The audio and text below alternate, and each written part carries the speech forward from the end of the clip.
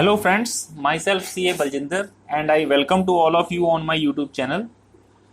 दोस्तों, जैसा कि आज आप जानते ही हैं कि आज सरकार ने करीबन 20 लाख करोड़ का बजट या राहत पैकेज हम बोल सकते हैं घोषित किया है, जिसका नाम कि आत्मनिर्भर भारत के नाम से उन्होंने ये पैकेज घोषित किया है। और इसके अंदर बहुत से बेनिफिट दिए गए हैं एमएसएमई को। तो दोस्तों, आज हम उसी के बारे में डिस्कस करेंगे कि एमएसएमई में एक तो क्या बड़ा बदलाव किया गया, उनकी डेफिनेशन में बड़ा बदलाव किया गया है, जिसकी वजह से कि ज़्यादा एमएसएमई जो हैं इस बेनिफिट का, इस जो बजट का बेनिफिट ले पाएंगे। तो आज मैं आपसे लाइन बारी उन सब के बारे में डिस्कस करूंगा कि सबसे पहले मैं डिस्कस करूंगा कि कौन से वो बेनिफिट हैं जो एमएसएमई को दिए गए हैं। दूसरा, मैं आपसे डिस्कस करूंगा कि रीजन क्या था एमएसएमई की डेफिनेशन चेंज करने का। और तीसरा, मैं आपसे डिस्कस करूंगा कि नई जो डेफिनेशन है एमएसएमई की वो क्या है और पुरानी डेफिनेशन क्या थी। तो दोस्तों, वीडियो के अंत तक बने रहिए। चलिए दोस्तों, शुरू करते हैं। तो सबसे पहले दोस्तों मैं बताता हूं कि जो आज इस आत्मनिर्भर भारत पैकेज के अंदर जो आज एमएसएमई को बेनिफिट दिए गए हैं वो कौन कौन से बेनिफिट हैं दोस्तों। तो सबसे पहले हम अगर बात करें तो दोस्तों, सबसे पहले गवर्नमेंट ने 3 लाख करोड़ का collateral free automatic loan for business, जो कि एमएसएमई भी जिसको इंक्लूड है, उनको दिया है। एक्चुअली कोविड-19 की वजह से जो बिजनेस बिल्कुल बंद हो चुके थे और लोगों के पास वर्किंग कैपिटल नहीं थी अपना बिजनेस चलाने के लिए, उसके लिए रॉ मटेरियल खरीदने के लिए, तो ये एक कोलेटरल फ्री ऑटोमेटिक लोन है जो गवर्नमेंट ने वो 3 लाख करोड़ का पैकेज जो है इसके अंदर घोषित किया है। इसके बाद 20,000 करोड़ सबऑर्डिनेट डेब्ट फॉर स्ट्रेस एमएसएमई। इसके बाद 50,000 करोड़ का इक्विटी इन्फ्यूजन किया है for MSME through funds of fund, जो कि मदर डॉटर स्ट्रक्चर पे काम करेगा। इसके बाद दोस्तों एक global tender to be disallowed up to 200 crore. इसमें क्या किया दोस्तों, जैसे जो जितने भी गवर्नमेंट डिपार्टमेंट या पीएसयू होते थे, तो वो जब कोई बड़ा टेंडर लेते थे तो उसके अंदर क्या होता था, जो फॉरेनर और ये दूसरे मल्टीनेशनल कंपनीज होती थी वो इसमें पार्टिसिपेट करती थी। तो गवर्नमेंट ने अब अपने स्वदेशी रोजगार को प्रोत्साहित करने के लिए एक जनरल फाइनेंशियल रूल होता है जो कि गवर्नमेंट ऑर्गेनाइजेशन और पीएसयू पे एप्लीकेबल होता है, उसमें काफी बड़ा बदलाव करने जा रही है। और उसके अंदर एक बदलाव जो है वो ये है कि 200 करोड़ तक का जो बाइंग करेंगे वो ये गवर्नमेंट डिपार्टमेंट और जो कंपनीज हैं ये थ्रू देसी जो मतलब इंडियन जो कंपनीज हैं और एमएसएमई उनके थ्रू करेंगे। इसके अलावा दोस्तों जो एमएसएमई की जो पेमेंट रिलीज का पीरियड है वो 45 डेज के लिए किया गया है। तो देखो, आप देखोगे मोटे मोटे ये जो हैं चेंजेस या राहत बजट जो हैं जो कि एमएसएमई के लिए घोषित किए गए हैं। तो आप सोच सकते हो दोस्तों कि एमएसएमई रजिस्टर होने का कितना बड़ा फायदा है। एमएसएमई में अगर आप रजिस्टर हो तो आपको भी ये बेनिफिट मिल सकते हैं। अब हम बात करते हैं दोस्तों इसका रीजन क्या हुआ चेंज का।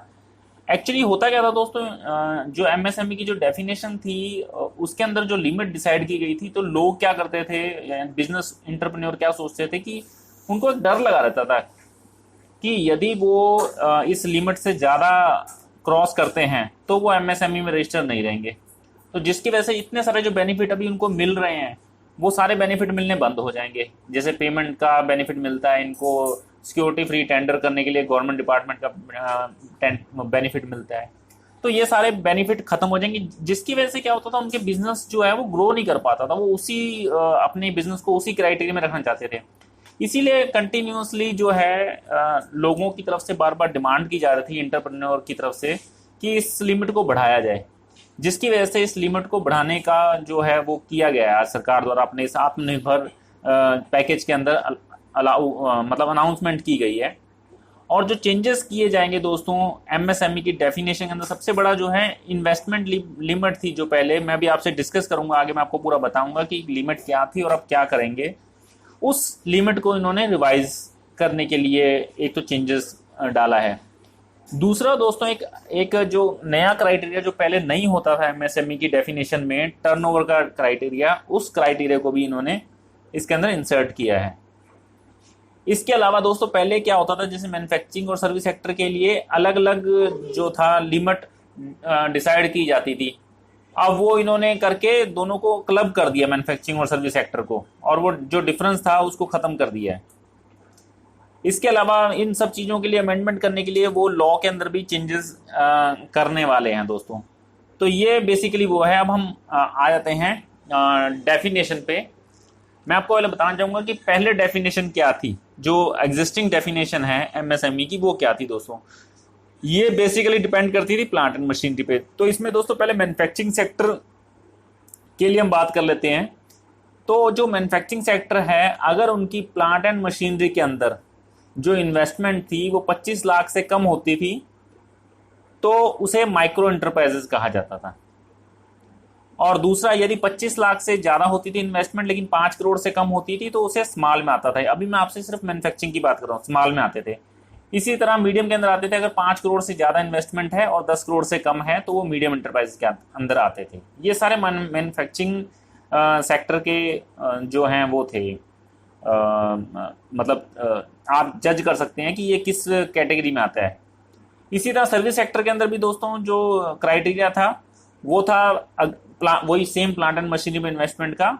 तो जिसकी प्लांट एंड मशीनरी में इन्वेस्टमेंट 10 लाख से कम होती थी वो माइक्रो में आते थे, जिसकी 10 लाख से ज़्यादा होती थी और 2 करोड़ से कम होती थी वो स्मॉल में, और जिसकी 2 करोड़ से ज़्यादा और 5 करोड़ से कम है वो मीडियम एंटरप्राइजेस के अंदर आते थे।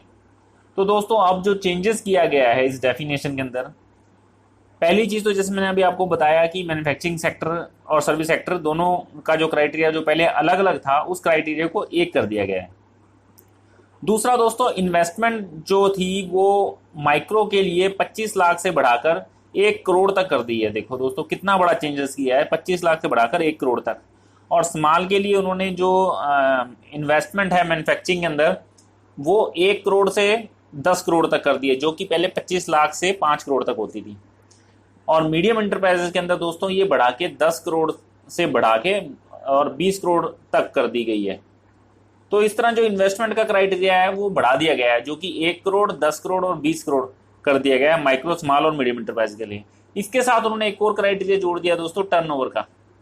टर्नओवर में उन्होंने बोल दिया है कि, और ये एंड है दोस्तों, मतलब ये दोनों कंडीशन होनी चाहिए। टर्नओवर में क्या दिया है कि अगर टर्नओवर 5 करोड़ से कम है तो अगर मैं इसको क्यूमुलेटिव पढ़ूं, माइक्रो एंटरप्राइजेस वो एंटरप्राइजेस होंगी जिसकी इन्वेस्टमेंट 1 करोड़ से कम होगी और जिसकी टर्नओवर 5 करोड़ से कम होगी। यदि ये दोनों कंडीशन सेटिस्फाइड होंगी तो वो माइक्रो एंटरप्राइजेस होंगी। इसी तरह दोस्तों स्मॉल एंटरप्राइजेस वो होंगी जिसकी जो investment in plant and machinery 1 crore से ज़्यादा लेकिन 10 करोड़ से कम होगी, लेकिन टर्नओवर जो है वो 5 करोड़ से ज़्यादा लेकिन 50 करोड़ से कम होगी, वो स्मॉल एंटरप्राइजेस में आएंगी। और मीडियम एंटरप्राइजेस में दोस्तों वो एमएसएमई वो इंडस्ट्री फॉल करेंगी जिसकी जो इन्वेस्टमेंट है वो 10 करोड़ से ज़्यादा लेकिन 20 करोड़ से कम होगी, लेकिन जो टर्नओवर है 50 करोड़ से ज़्यादा और 100 करोड़ से कम होगी। तो आप देखोगे ये क्राइटेरिया जो है नया प्रपोज किया जा रहा है। अब इससे होगा क्या दोस्तों, जैसे ही इन्वेस्टमेंट और ये टर्नओवर बढ़ा दिया तो इसमें ज़्यादा एमएसएमई कवर हो जाएंगे। तो बेसिकली ये चेंजेस किए गए हैं दोस्तों। और मैं आपको जरूर बोलूँगा कि आप अगर एमएसएमई में रजिस्टर नहीं है और अगर आप इस क्राइटेरिया में फॉल करते हो तो अपने आप को रजिस्टर कराओ, सो दैट आपको भी मैक्सिमम बेनिफिट मिल सके। आज के लिए इतना ही दोस्तों। अगर आपको वीडियो पसंद आया हो तो शेयर करना ना भूलें और मेरे चैनल को सब्सक्राइब करना ना भूलें। थैंक यू वेरी मच दोस्तों।